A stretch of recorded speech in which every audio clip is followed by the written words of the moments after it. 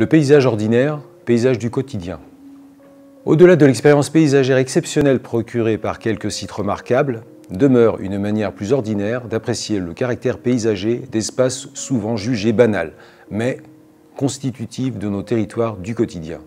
Comme l'explique Jean Giono dans son texte « Les vraies richesses », il n'y a pas un millimètre du monde qui ne soit savoureux. Eva Bigando évoque ce paysage ordinaire dans son étude nommée « Entre le social et le sensible, l'émergence d'un paysage ordinaire » en 2004.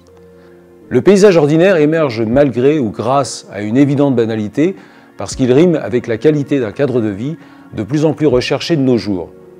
La dimension paysagère semble donc aujourd'hui affirmée comme source de bien-être.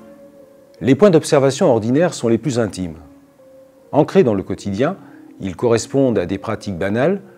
Ils se localisent autour de la maison, de ce qu'elle offre à observer d'une fenêtre, du pas de la porte ou du jardin. Ils se retrouvent aussi sur les itinéraires de déplacement réguliers, sur le chemin emprunté quotidiennement pour promener son chien, l'itinéraire choisi pour pratiquer son jogging, ou encore sur la route pour se rendre à son lieu de travail. D'abord familier et relevant d'une expérience paysagère individuelle, le paysage ordinaire est susceptible de proposer des référents communs à l'ensemble des habitants. Dès lors, sans être élevé au rang de paysage exceptionnel, il prend une dimension plus emblématique, ainsi constitué d'expériences collectives, d'identité et de mémoire commune.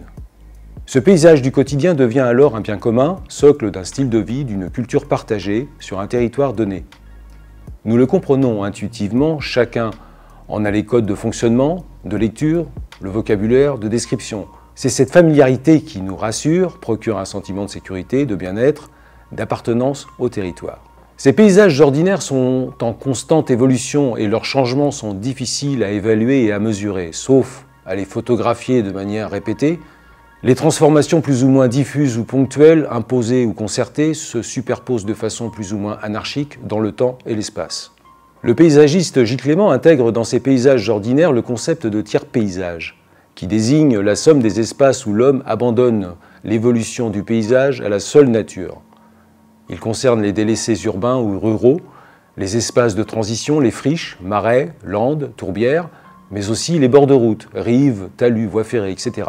Considéré sous cet angle, le tiers-paysage apparaît comme réservoir génétique de la planète, l'espace du futur. Ces paysages ordinaires sont peut-être ceux auxquels nous faisons le moins attention, mais ce sont les paysages qui nous accompagnent chaque jour et nous, citoyens, propriétaires, fonciers, agents de collectivités ou élus, nous participons à leur évolution.